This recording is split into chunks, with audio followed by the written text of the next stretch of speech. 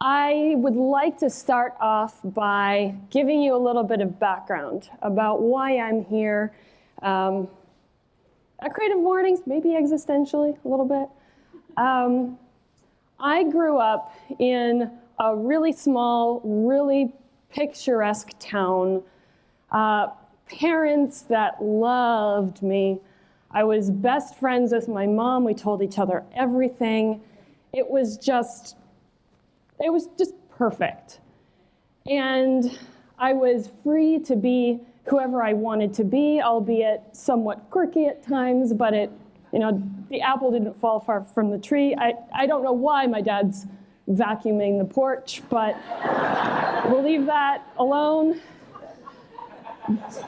But, they taught me that the world was my oyster, that anything I wanted, if I wanted it badly enough and I worked hard enough, that it could happen.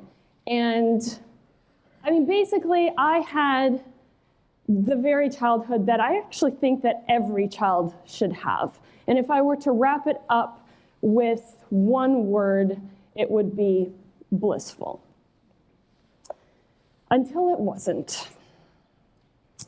Until when I was 14, I discovered, sort of on a dime, that everything that I had grown up knowing was a lie, that my mom, who was supposed to have been my best friend and told me everything, turned out to be a completely different person than I thought.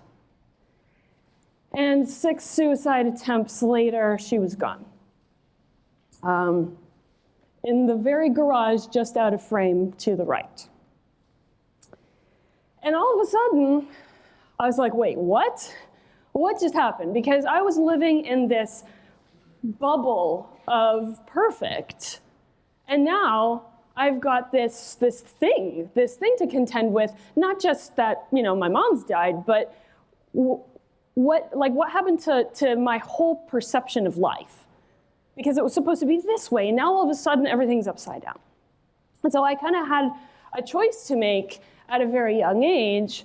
Do I become jaded and bitter, or do I try to somehow use this as a launch pad for growth and something better? And maybe I could try to use this to become a better person. And then, as I grew into a young adult, went to college and met new people and found out about the world, I discovered things like factory farming and exploitation of the environment and discrimination and a whole bunch of other things that are happening all around us. And I was like, okay, well, now what? Can I become jaded now?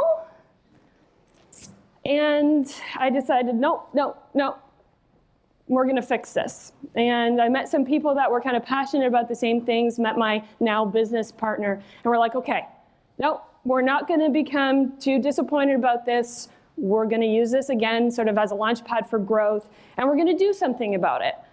We're gonna make a documentary. That's what we're gonna do.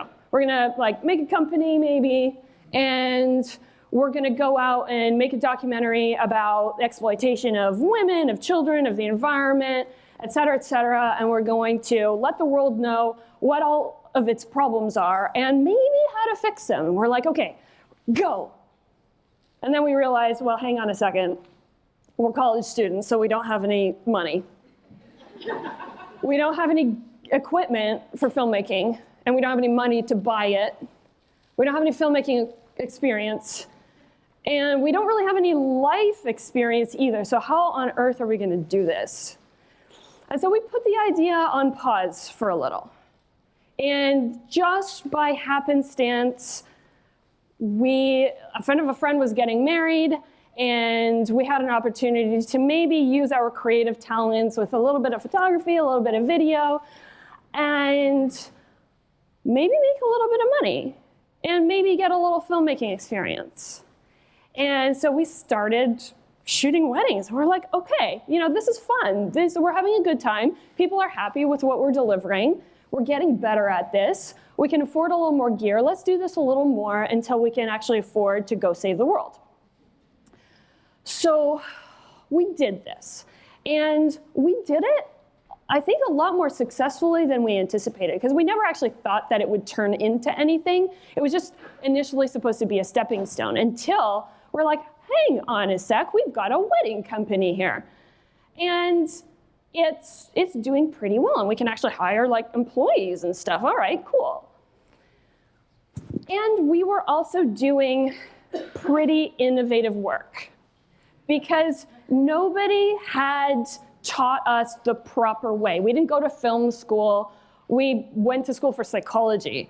So everything, we were kind of reinventing the wheel, but through that process, we're also kind of reinventing new ways of driving at the same time. And because we were the types of people that always wanted to innovate and never wanted to do the same thing weekend in, weekend out, we invented our own techniques and stuff, and we got pretty innovative about it. And we're like, okay, let's do really cool work. And it made our couples happy. And it kind of got a little bit of attention in the industry, because people were like, wait, what? You're bringing a Steadicam to a wedding? What, are you crazy? And then all of a sudden, the rest of the industry started doing it. We're like, okay, we're onto something.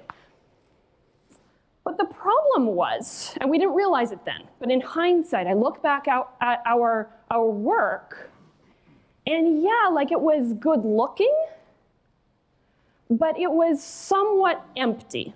And I'd like to give you an example. I'd like to show you something from God knows when, a long time ago. And you'll probably find that it's visually interesting, but you probably can't really glean all that much from who these people are. Oh, and by the way, before I click play, trash the dress. Anyone familiar with this phenomenon?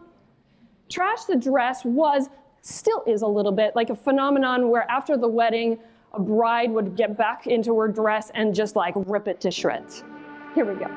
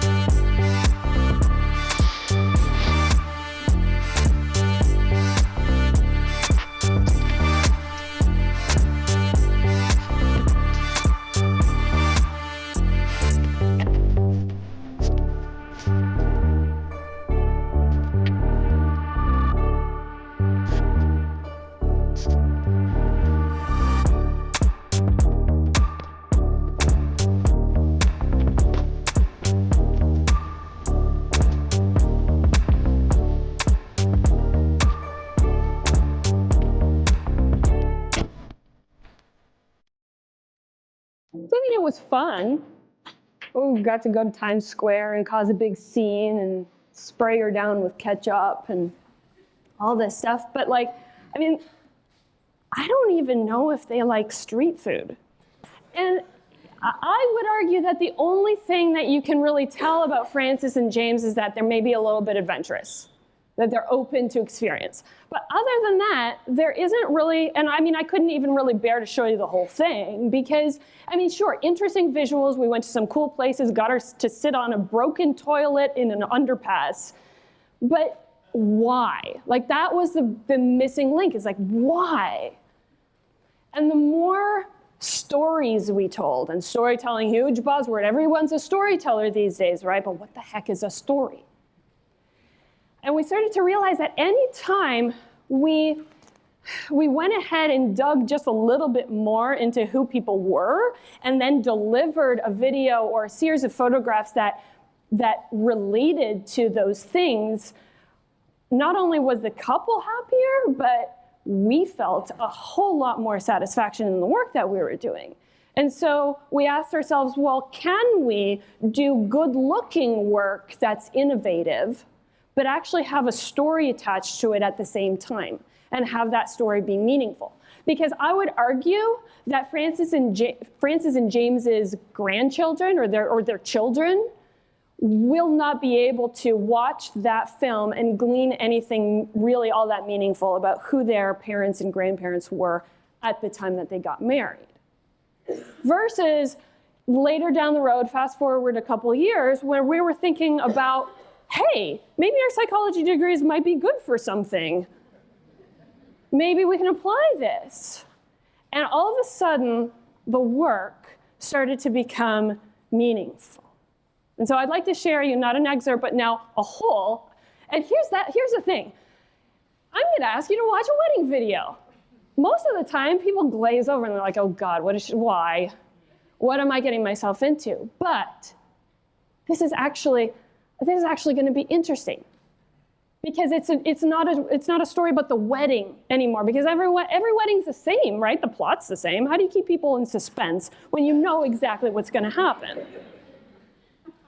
But you don't necessarily know what's going to happen in this one, because it's not a story of the wedding day, it's a story of the people. And the people are different every time. And that was the magic pill that we really needed. Because in order to do something different every time, it wasn't about inventing new techniques or buying new gear or having a drone. It was actually asking questions. This is Asa and Coralie.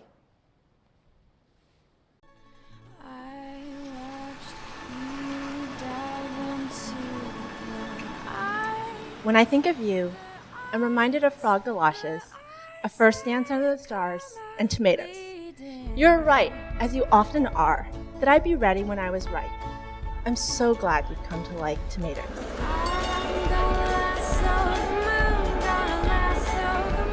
Here's Coralie. Little red tomatoes make me think of you. When I see them, I hear the caricature of your voice I so often mime telling me that they're yummy. So I take the plunge, eat the tomato, and there's no looking back. It's totally delicious. You were right. That's not a bad tomato.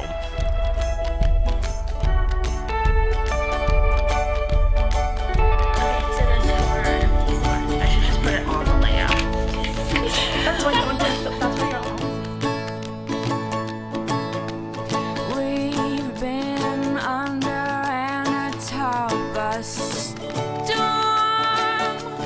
for the very same reason. This thing is heavy too, so I'm interested in what's in it. Oh yeah. Oh man, nice. This is gonna be delicious. While the skin melted off your face. Cheers. Let's do it. Cheers. Cheers. Congratulations. Thank you, sir. Everything for a ticket to Korea. Okay. Let's try this. I'm gonna lasso the moon, gonna lasso the moon.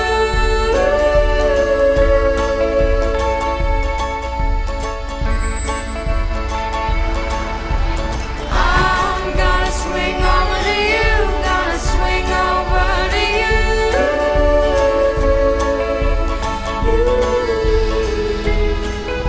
Hello. Hi. How are you? I noticed you got us a balloon. I know. Are you surprised? Yes? Really? No. Every night, you warm my feet with yours when I climb into bed. And as I drift into slumber, I'm reminded of how much I love you. Each night when we're tucked in bed, I give you the softest kiss I can on the cheek. It's dark, and on occasion I miss and get you in the eyeball. But each kiss is a promise to you for all that I am. And when my lips touch your cheek, it reminds me of heaven. I had a small tomato-less world, and into it you come, and share, and decorate, and I can't remember life without you. My world begins and ends with the look in your eyes when you're happy.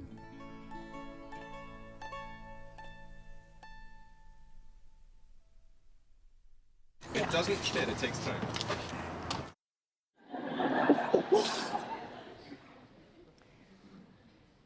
So what's the difference?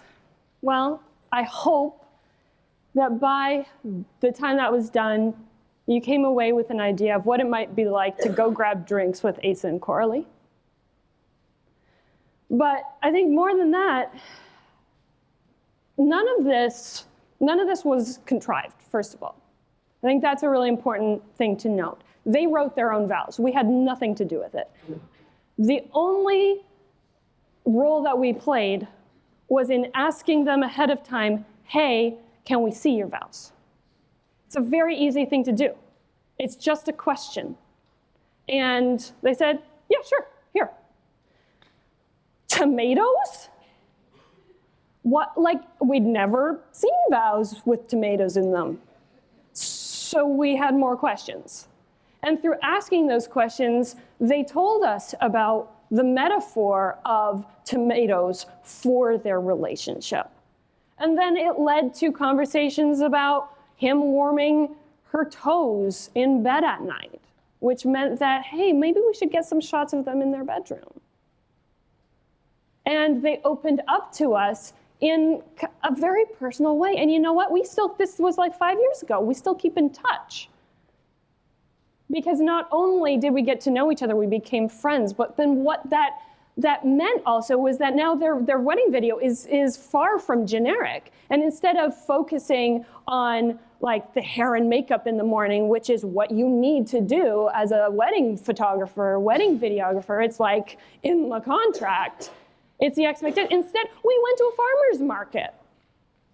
And we just cut the tail end of the stuff that mattered in the preparations. And then when we're like, okay, so what are we going to do for the photo session? What are we going to do with the bridal party? What are we going to do with Asa and Coralie? We decided, hey, we'll just buy some tomatoes. And we'll create some really meaningful moments together. And why is that important? Why is that more important than just creating pretty portraits? Well, if we just gotten them to, hey, can you kiss for me, please? Well, first of all, they would be looking at a photograph of a forced kiss. The second of all, what would that really say? It wouldn't really say anything about them. It would say more about me as an image maker, as a storyteller than about them. Whereas now we're eating tomatoes on the roof of their apartment building. And that shot in the video where you see them exchange tomatoes, and the voiceover of their vows says, and we share. We didn't ask them to share, they just did that on their own. And through that, we were able to create an experience that then now if they look at the photos, not only are they a metaphor for their relationship because they've got tomatoes in them, but we also had this really beautiful set of moments that happened together that wouldn't have happened otherwise had we not asked those questions. We wouldn't have found out the fact that Coralie loves to French kiss through their faces, through their cheeks, and that Asa hates it. These are portraits that actually portray something. And because we created a moment together that wouldn't have existed otherwise, I think that we came away collectively having felt something. A few years ago, I was asked by a company to do some headshots. And the unfortunate part of it was that I wasn't able to really get to know the people before the shoot. Like usually I like to go and do a little bit of online stalking, and so that I know something going in. But this was one of those, okay, it's happening now, and the turnaround is this, and you've got to just go. And by the way, you're going to have 10 minutes with every employee. 10 minutes, okay. Well, let me see what I can do in 10 minutes. And I will never forget this guy. He came in, Super nice. Not dismissive at all, but he was busy and he was a little preoccupied. It's like, okay, so I've got 10 minutes with him and I want to get some real reaction. So I'm not just photographing a face, I'm photographing a personality. So how do we do this? Well, I could just start snapping and see what happens, or I could crack a joke, or I could ask him a question and see how he answers it and shoot between sentences. Instead, I shared something personal about myself. And by doing so, and kind of explaining why this interaction was going to be meaningful for me, I got his attention. And you could argue that I was done. I had a good portrait, real smile, feels genuine. If this guy's in customer service, yeah, I probably want to interact with him. I'm going to feel helped by a guy that has a face like this. But this was kind of only the start. I still had 9 minutes left. So we started having fun because now we had a bit of an emotional connection. We'd shared a little bit of a moment. And so we started to joke around a little bit, have a little fun, and we got some more lively expressions. But the magic didn't really happen until I asked one very specific question. And it's a tough question for most people to answer. And I knew that going in. It was a tall order. I asked him, what is the happiest moment that you have ever experienced in your life? It's a lot of moments to sift through, right?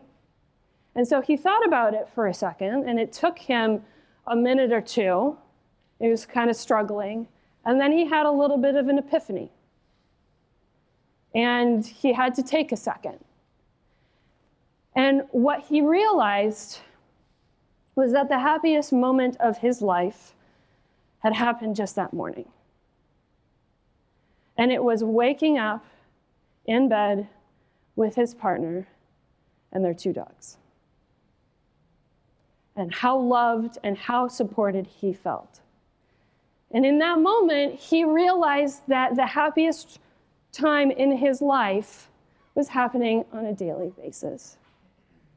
And it brought him to tears. It brought me to tears. And we left that shoot, that 10-minute shoot, not only feeling a closeness together, but we came away with something, I think that's so much more important than that. I think he came away having realized something really, really meaningful about himself that otherwise maybe he would have realized down the road, but maybe not quite so soon, and maybe not ever. And I came away as a storyteller feeling like I had touched someone in 10 minutes. And so those portraits, sure, I got paid. Client was happy. But through a series of 10 minutes of interactions with these people, we had some really meaningful, again, moments. It's the theme, right? The best storytellers are the best listeners. But here's the thing, it's not just about listening that matters, it's the care behind it. Because in that interaction with that guy, he knew that I wasn't just there because I'd been assigned the project or because I had a checklist of questions that I knew would get great expressions, It wasn't just an assignment. He knew that I was asking because I genuinely felt like I would gain something from getting to know him. And I think that if we make people feel like we are becoming better human beings as a result of knowing each other, those are going to be some meaningful interactions.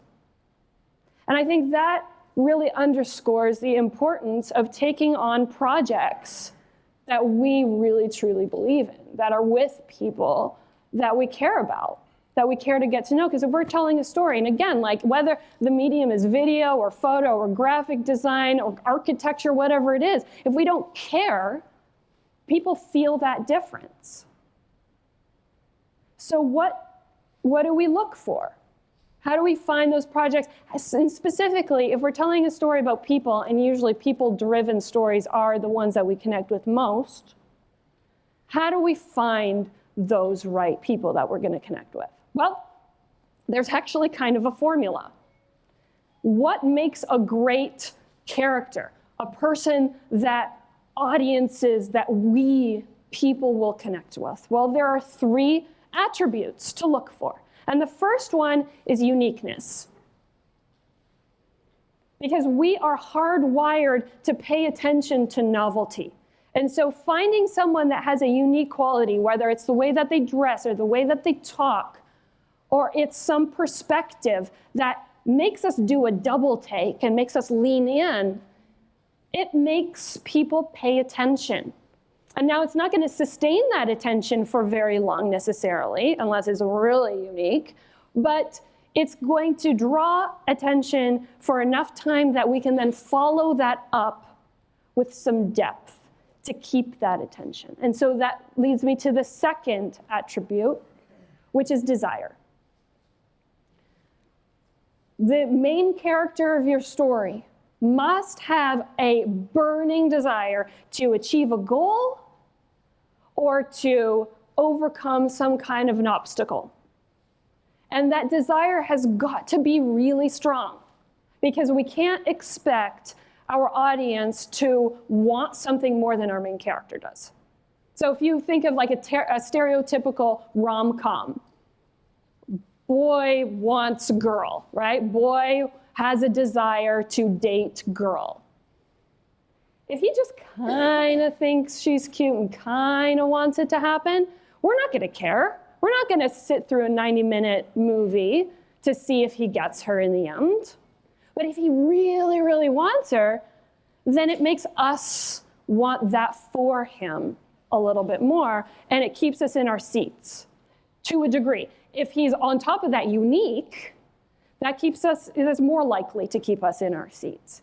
But those 2 things aren't enough. And especially that desire, while out of the 3 things, it's probably the most important, it alone doesn't do the job either, because the why behind the desire is really important. And that's what we call complexity.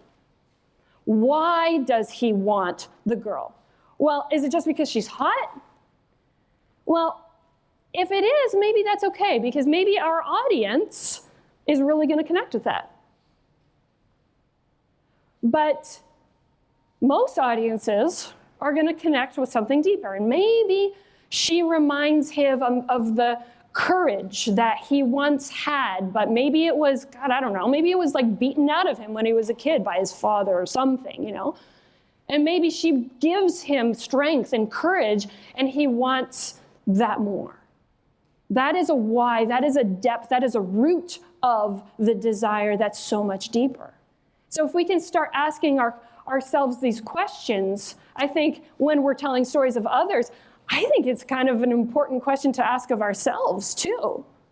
What is my desire? What's my desire in life? What's my desire in my career? What's my desire for today? Why? And that why is usually the hardest question for people to answer. And so with that, I'm going to give you a little bit of a mental break, but also some homework at the same time. And I'm going to show you another film. Not weddings, no more weddings.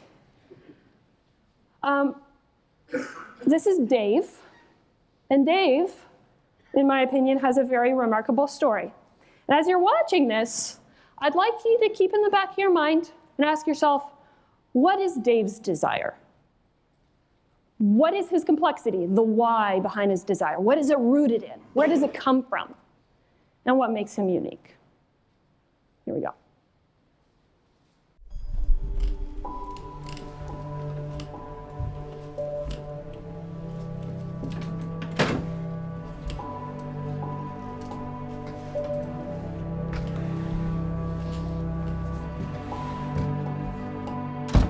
That was, it was like any other day.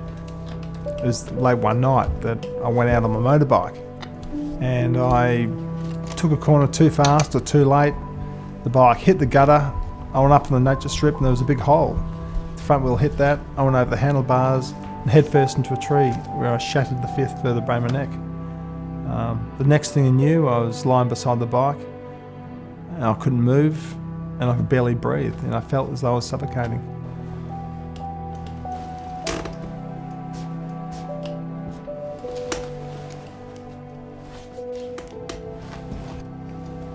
I don't think I didn't understand what had happened to me. I consciously knew that I had a really serious accident. I'd broken my neck. I was a quadriplegic, but I had no idea what that meant. I was still 6'3" and bulletproof, and I could do anything physically. That was until I went to the rehab ward.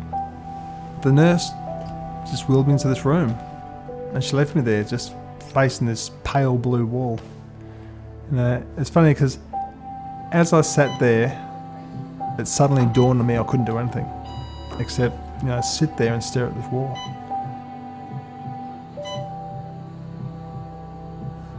I have high-level quadriplegia.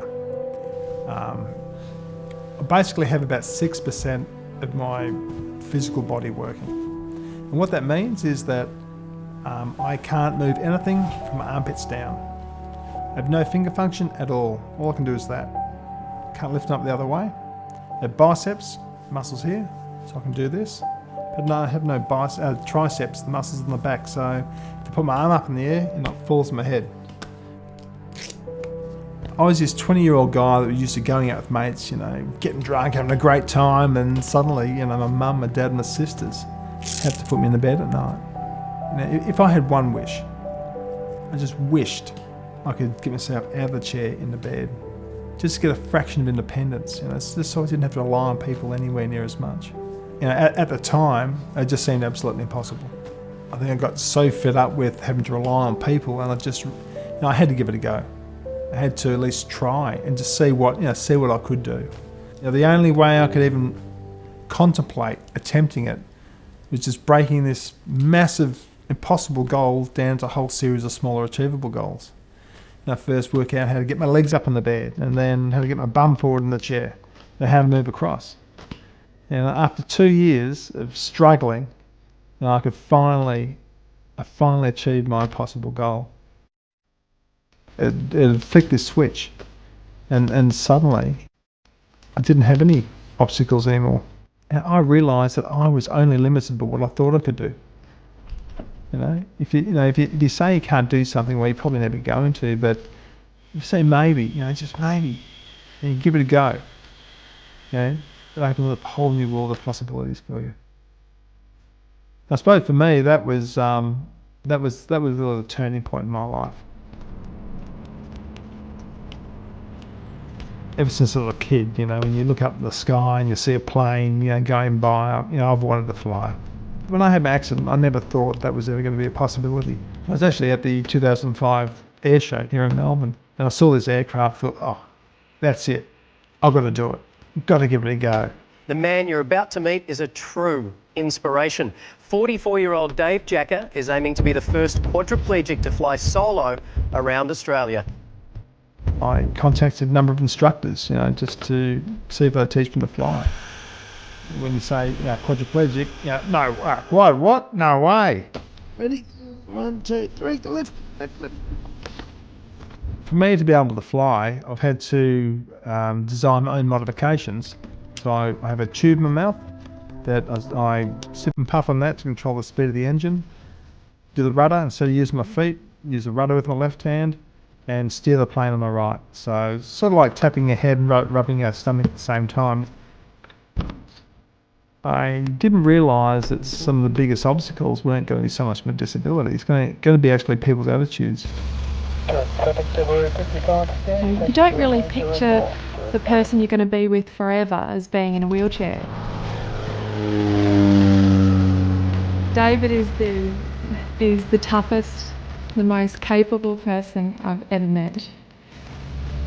For me, it's freedom. My disability isn't there anymore. It's your mind is the most important thing, and your attitude. We can all achieve so much, Most people have no idea what their true potential is, and we're all limited by what we think we can do.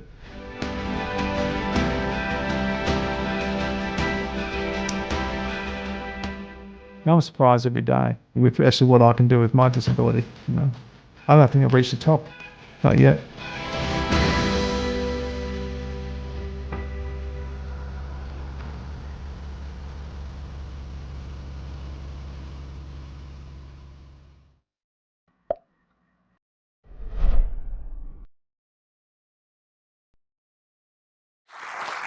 Right? So what was his desire? Someone tell me. What does he want in life? Freedom, independence, right? He wants to feel capable, right? But why?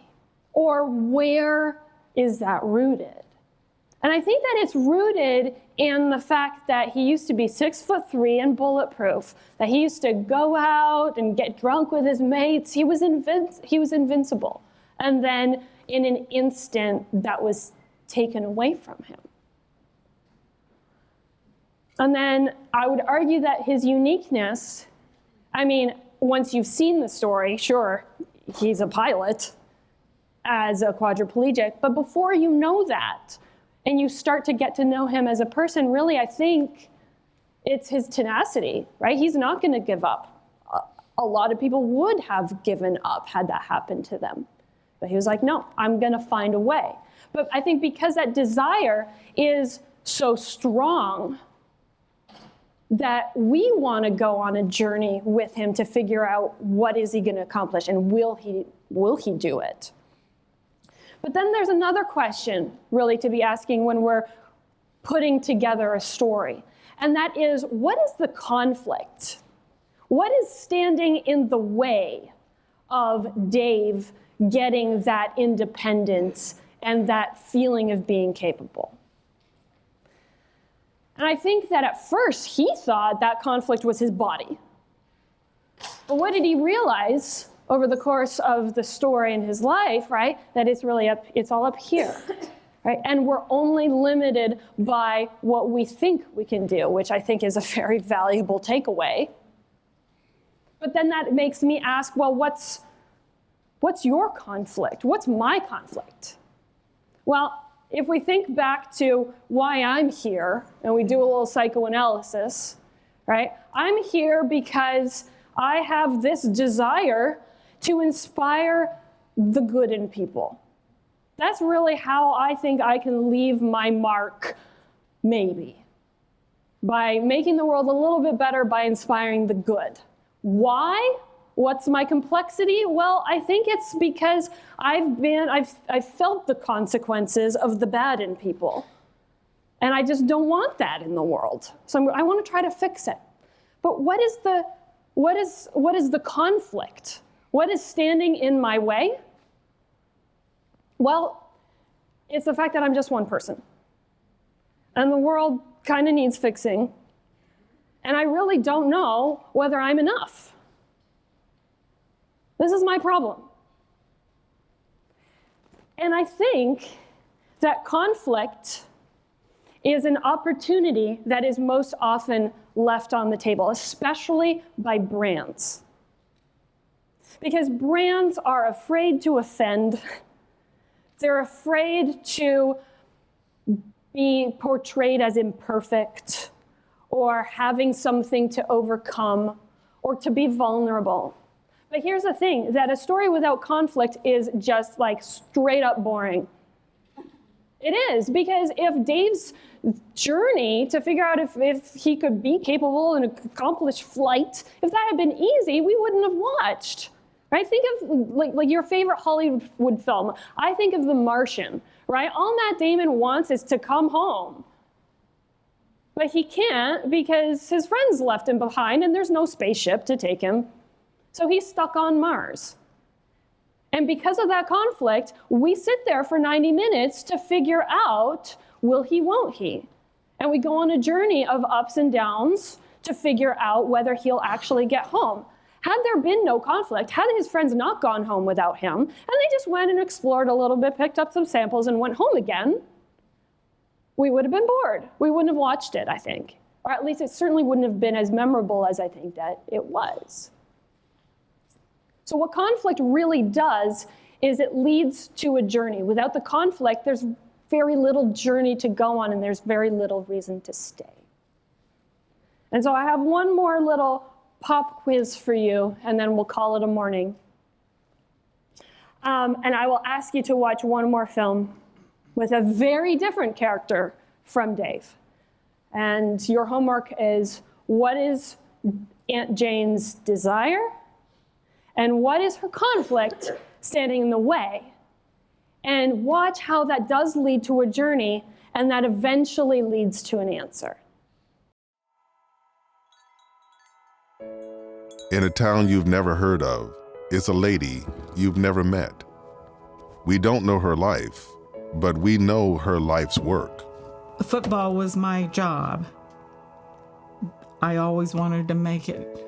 And especially when I got to sew in the NFL ball. That football's out there on that field, and millions of people are seeing that football that I sewed. I want it to look good. Every football that has ever been passed from one NFL great to another has come out of small Ada, Ohio. For the past 48 years, Aunt Jane has had a hand in every Super Bowl football since the tradition began. And this was her last year. And in letting go of the sewing needle, she'd have to let go of that dream as well. I see my work, or saw my work out on the field, but it just doesn't seem real. If I could just walk out on the field, and just because I've been in the stands, but to see what it looks like, the stadium from the field itself on the 50-yard line or something or other, I don't think it's something that can happen because I've retired. She has been part of a community built on a legacy of hard work and loyalty, clocking in each day at Wilson's factory. It starts with 4 panels that come together, delicately stitched inside out by time-worn hands. Hands like these, hands like Aunt Jane's. And then steamed to be workable, turned to be graspable, and then laced, one white stripe that weaves and bobs through holes in the line. Inflating the football to 13 psi is the final step that completes the transformation from formless leather swatches to footballs of championship quality. Like the playoff race itself, only the best move on. That's pride. It's a pride thing, sewing the footballs for the NFL. Of being able to do that and meeting all the people that I have met, it's something that I didn't want to give up.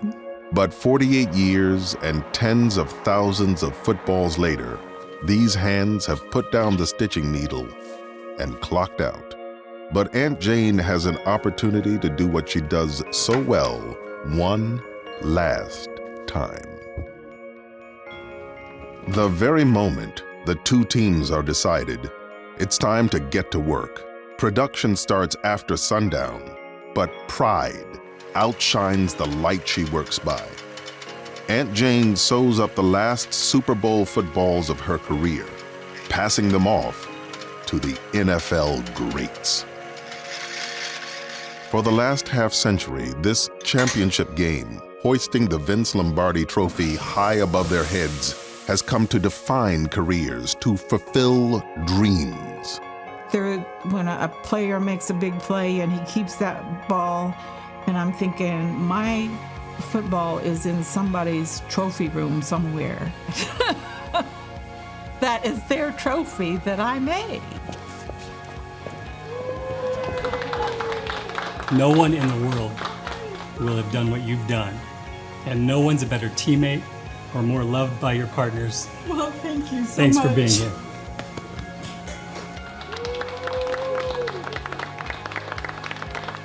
She walks out of the factory and onto a plane to Phoenix.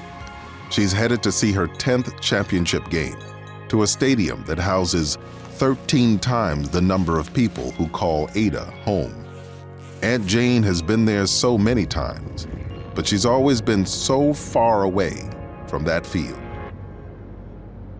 So the one thing that we haven't been able to do that Wilson has been wanting to do for you forever, and one thing that I know that you've wanted to do is you wanted to get on the field at the Super Bowl. Well, today's the day. So we're going to take you onto the field. Thank you so much. After 48 years, it never felt real. And now the embodiment of her work will at last be realized when she walks out of the tunnel and onto the field. Oh my, oh my. For nearly 50 years, Aunt Jane went into the factory with the same precision, dedication, and tenacity found every day on the field. We're at the stadium where the Super Bowl is going to be played, and I'm on the 50-yard line. It's awesome. It's a dream come true. Never thought in the world. Her expert stitches are her contribution to something bigger than her, bigger than Ada. Now you know her name, but you've always felt her legacy.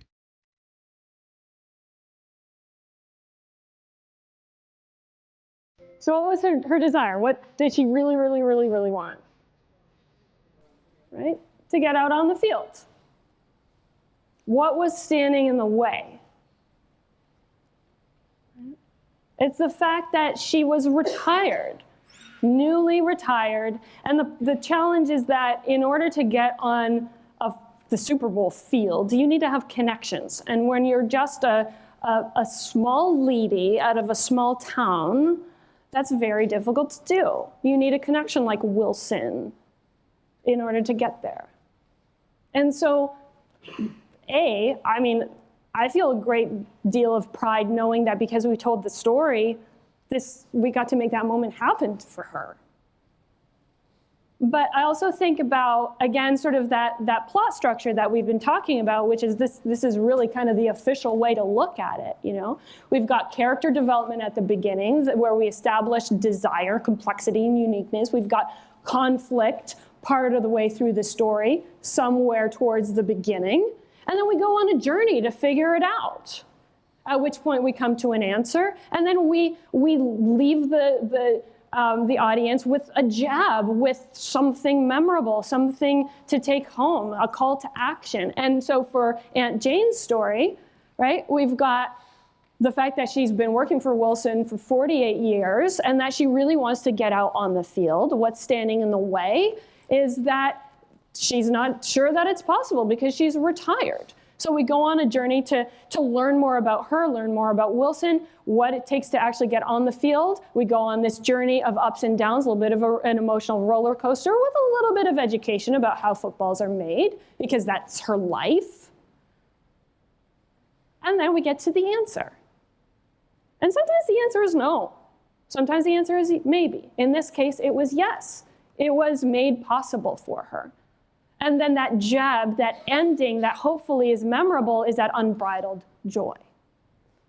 And I think that the idea of storytelling is to design an emotional experience that connects people to the things that we care about. And as storytellers, I think that's very important. And listen, make no mistake, I think that everybody in this room is a storyteller no matter what we do, because whether you're in charge of making people fall in love with a brand or you're simply trying to convince your spouse to put their cell phone away at dinner, it's all just storytelling, persuasion, storytelling, synonyms. It's all the same thing. I think that it was said really beautifully here, appealing to people's emotions is the most rational way to move them. And I think it's the reason that we have the president that we have. I think it's why people drive the cars that they do, the grocery stores they shop at. And I think a lot of people think that people make decisions with their brains, but there's a whole lot of research that shows otherwise. It's just that we rationalize afterwards. I love Gaping Void. You must touch the heart to move the mind. For what it's worth, I think I know what the end of my journey is. And if we look back, right, my story starts with childhood events, good ones, but then bad ones that lead to this desire to make a mark on the world through inspiring the good in people. but I've got this conflict standing in my way that I don't know whether I'm enough. Can one person ever do enough? And I've been on a journey my entire career to figure out how I can make the biggest impact. And I think storytelling is a part of that. But if I'm honest, I know what the answer to my life's questions really is. It's Creative Mornings. It's the metaphor. It's paying it forward. It's helping other storytellers. Because here's the thing. As one person, I can only tell so many meaningful stories in a lifetime. But if I can help other people like yourselves tell stories that are meaningful in a more impactful way, and then you go and you help someone else do the same thing, then all of a sudden, my impact is exponential. And so how does the story really end for me? Well, yeah, I mean, I die happy because I've done something. And so now I challenge you to go out and chase after what's meaningful to you, because my life depends on it.